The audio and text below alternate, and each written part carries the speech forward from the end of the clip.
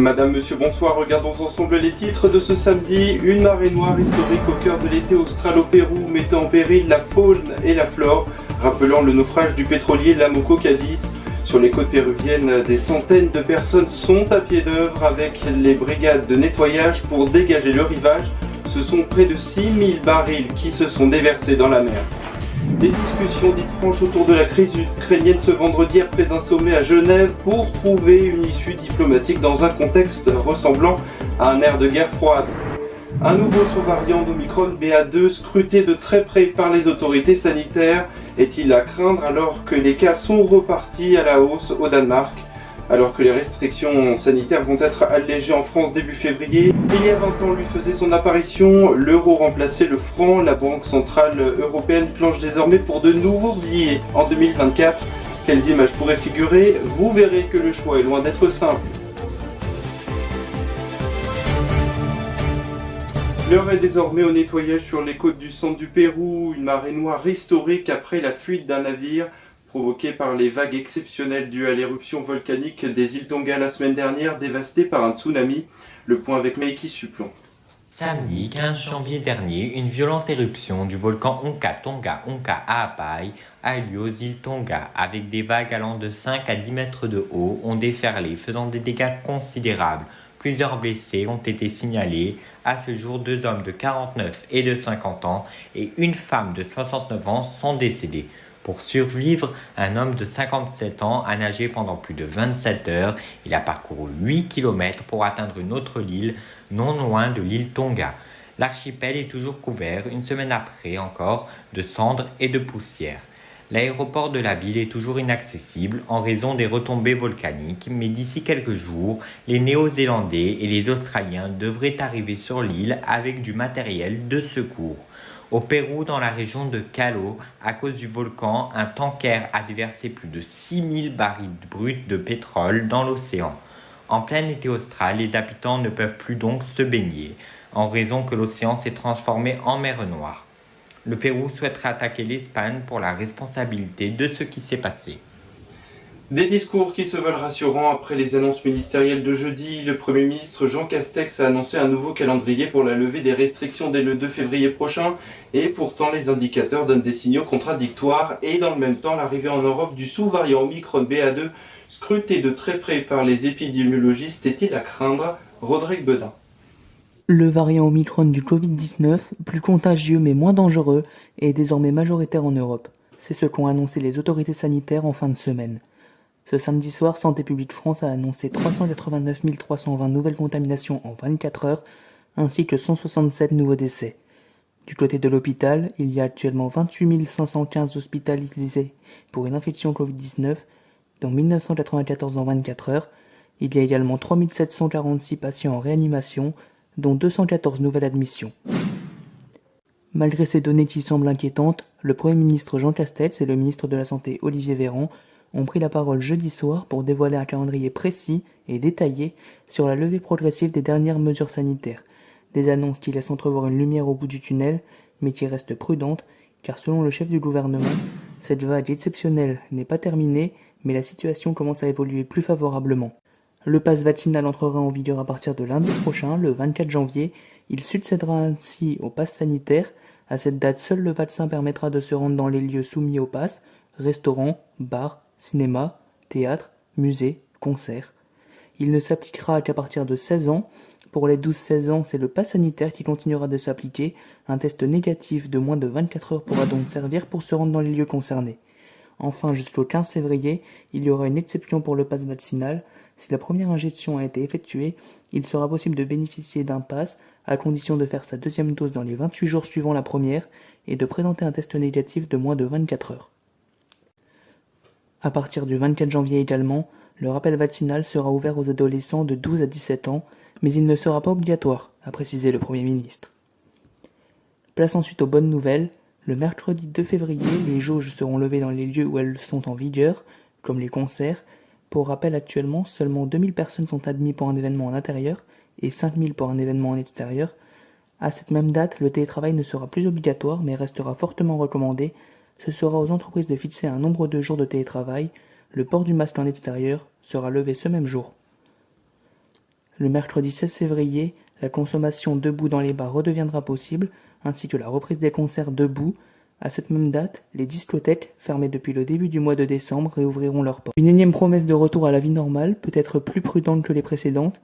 Par ailleurs, les épidémiologistes s'inquiètent depuis quelques jours de l'arrivée d'un nouveau variant d'Omicron, une sorte de sous-variant, qui prend le nom de BA.2 et a été identifié dans 40 pays pour un total de 6817 séquençages. En France, il y en aurait eu seulement 20 séquençages à la date du 20 janvier. À 3 mois de l'élection présidentielle, la campagne elle est bien lancée, c'est le moins qu'on puisse dire. Anne Hidalgo était cet après-midi à Aubervilliers en meeting où elle a détaillé son programme, qui n'a d'ailleurs pas fait sale comble. Alors que de son côté, l'eurodéputé du Rassemblement national, Gilbert Collard, a annoncé, comme 3 autres, son ralliement à Éric Zemmour au profit du Rassemblement national. Des pillages des forces de l'ordre pris à partie par des jets de projectiles dont un gendarme a été grièvement blessé par balle. Des scènes de violence exacerbées en Guadeloupe après l'abaissement de 2 heures du couvre-feu et qui s'ajoutent aux mobilisations antivaccinales. Des émeutes qui ne semblent pas toutes liées à la situation sanitaire. 8 personnes dont un policier ont été mises en examen à Pointe-à-Pitre, soupçonnées notamment d'association de malfaiteurs après avoir mis en place un système de violence ainsi que de rackets sur entreprise. Ce vendredi se tenait à Genève un sommet afin de trouver une issue diplomatique dans la crise russo-occidentale autour de l'Ukraine qui menace de dégénérer. Des négociations pourront avoir lieu la semaine prochaine alors que des milliers de militaires russes sont toujours actifs aux frontières avec l'Ukraine. Allez, tout autre chose à présent après le feuilleton Novak Djokovic à l'Open d'Australie. Des messages affirmeraient que plusieurs joueurs étaient pris de malaise ainsi que de difficultés respiratoires. Bonsoir Théo Tornet. Est-ce que ces affirmations sont vraies ? Bonjour Steven, ça fait déjà plusieurs jours qu'a débuté l'Open d'Australie et les polémiques s'accumulent d'après le feuilleton et l'affaire sur Novak Djokovic. Les réseaux sociaux attirent l'attention sur 3 autres joueurs de tennis et d'après eux, ils pensent qu'ils auraient abandonné le tournoi pour des problèmes respiratoires dus au vaccin anti-Covid qui serait à l'origine de ces problèmes de santé. Aucun de ces 3 joueurs n'a abandonné l'Open d'Australie. On commence par la Slovène Dalika Jukabovic qui aurait été contrainte d'arrêter son match à cause d'une violente quinte de toux. Une vidéo la montrant à genoux en train de tousser, sauf que cette vidéo qui a bien été tournée à l'Open d'Australie n'a pas été tournée cette année mais en janvier 2020 où l'air de Melbourne est de mauvaise qualité après 8 mois de feux de brousse qui ont ravagé la forêt australienne de juillet 2019 à mars 2020. De plus, elle ne participe pas à cette année au tournoi australien. D'autres tweets mentionnent les difficultés respiratoires des joueurs Nikoloz Basilashvili et Nick Kyrgios début janvier lors des matchs de l'ATP Cup, tournoi préparatif avant l'Open d'Australie. Ces 2 joueurs ont souffert de difficultés respiratoires il y a quelques semaines, de l'asthme pour Nick. Ils sont bel et bien présents à l'Open d'Australie 2022. Le géorgien Nikoloz Basilashvili a joué pendant 4 heures le 18 janvier pour finalement perdre contre Andy Murray. Quant à l'Australien Nick Kyrgios, il est sorti vainqueur de son premier match du tournoi le 18 janvier. Après Paris sans voiture, Berlin, pour rejoindre l'initiative, David Béliard, adjoint écologiste à la mairie de Paris et soutien du candidat Yannick Jadot, affirme sur les réseaux sociaux créer une zone sans voiture plus grande que Manhattan, fin de citation. Alors info ou infox ? Est-ce possible que des villes comme Paris ou Berlin puissent ne plus voir de voitures? Alors l'idée séduit l'adjoint écologiste à la mairie de Paris et soutien de Yannick Jadot, David Béliard. Il a affirmé sur Twitter dimanche 16 janvier que Berlin allait créer une zone sans voiture plus grande que Manhattan. Alors ça est pour le moment hypothétique, voire même improbable. En effet, l'initiative référendum Berlin sans voiture a réussi à en réunir en septembre 2021 plus de 27 000 signatures pour son projet d'interdiction des voitures dans la ville sur une surface de 88 km². Les activistes veulent réduire le trafic à l'essentiel, les déplacements des personnes handicapées et les véhicules d'intérêt public. Les citoyens auraient droit chacun à 12 jours de transport privé. Encore faut-il que le Sénat de Berlin accepte un tel projet jugé comme irréaliste et a jusqu'à février pour examiner et soumettre la proposition aux élus. Dans le cas où la proposition est rejetée, l'initiative doit réunir 175 000 signatures pour organiser un référendum. Un porte-parole de l'initiative a indiqué le 14 janvier à la presse berlinoise que nous pensons que la collecte des signatures commencera à l'été 2022 et sera achevée avant le début de l'hiver. Merci beaucoup Théo Tornet pour ces explications très limpides. Léonard de Vinci, Napoléon Bonaparte ou encore Charles de Gaulle et Simone Veil, mais aussi des monuments emblématiques qui pourront être choisis pour orner vos futurs billets 20 ans après la disparition du franc pour l'euro. La Banque Centrale Européenne s'interroge désormais sur quelles images choisir pour la refonte des billets de la zone euro. Sur quels critères vont-ils s'appuyer? C'est ce qu'a voulu savoir Émilie Dubac. Il y a 20 ans, une monnaie commune se dessinait en Europe. Depuis, les billets n'ont pas changé. On y voit, par exemple, un pont symbolisant l'union entre les pays européens et les liens que l'Europe a avec le reste du monde. À l'occasion de l'anniversaire de l'euro, un changement des illustrations a été annoncé. Le projet de nouveaux billets devrait se concrétiser d'ici 2024. Certains proposent de représenter des personnages historiques importants, marquants pour l'Europe. À l'origine, cette idée avait été abandonnée par Robert Kalina, le dessinateur qui avait remporté le concours de 1996. Trouver des visages connus et surtout marquants pour tous les Européens était impossible. La piste des portraits a été exclue par le dessinateur dès le début de l'élaboration des dessins des 7 billets. C'est d'ailleurs pour cette raison que les pièces ont, elles, une face nationale sur laquelle les pays choisissent de représenter des personnes symboliques pour leur propre histoire. Cependant, le graphisme des billets voulait réunir tous les Européens. Même si la Banque Centrale Européenne a informé d'un changement, l'objectif reste inchangé. Pour ce faire, une consultation publique a été demandée. Avant cela, 15 experts de nationalités différentes vont définir le thème des illustrations de ces nouveaux billets. Les billets actuels représentent à travers des architectures les siècles d'histoire européenne.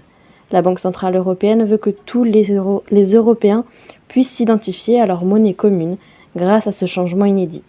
Certains s'inquiètent tout de même des tensions que le débat public pourrait entraîner. Avant de se quitter, coup d'œil sur les prévisions météo. Bonsoir Mikey Suplon. Bonsoir Steven, bonsoir à toutes et à tous. Voyons tout de suite les prévisions météo. On commence par la journée de demain matin. Demain matin, pas d'évolution notable pour cette fin de week-end. Le maintien d'un temps sec, le soleil sera généreux sur les reliefs et la moitié sud, peu d'évolution sur les thermomètres avec des valeurs plutôt froides. En matinée, il fera 0 degré à Chaumont, Auxerre, Biarritz, 2 degrés à Paris, Cherbourg, Strasbourg ou encore Brest. Il fera 5 degrés à Aurillac et jusqu'à 4 degrés, ce sera la maximale pour Ajaccio ou encore Nice. Demain après-midi, le temps restera toujours sec malgré une grisaille persistante dans la vallée de la Haute-Garonne. Au centre, au sud, le temps restera ensoleillé. Les températures pour votre après-midi, il fera 6 degrés à Tours, Strasbourg, encore Amiens, 3 degrés dans le Haut-Rhin et jusqu'à 13 degrés pour Nice et Ajaccio. Tout de suite, voyons les prévisions météo de ces prochains jours. Les conditions anticycloniques se prolongent. De grosses grisailles seront présentes durant une bonne partie du tiers nord jusqu'au conflent du Lyonnais, en particulier pour mercredi. Cette grisaille devrait disperser dans la journée. Sur la moitié sud, un bel ensoleillement avec quelques nuages vers le golfe du Lion et la Corse. Les températures ne devraient pas évoluer avec un temps froid toute la journée, en particulier dans le nord de la France. Voilà Steven, excellente soirée à toutes et à bientôt. Et pour suivre toutes vos informations complémentaires et en temps réel, rendez-vous sur notre site ar1info.fr. Et voilà, c'est la fin de ce journal. Merci infiniment de nous avoir suivis. Je vous souhaite une très belle soirée avec nous. Retrouvez toutes vos infos en replay sur AR Inside News.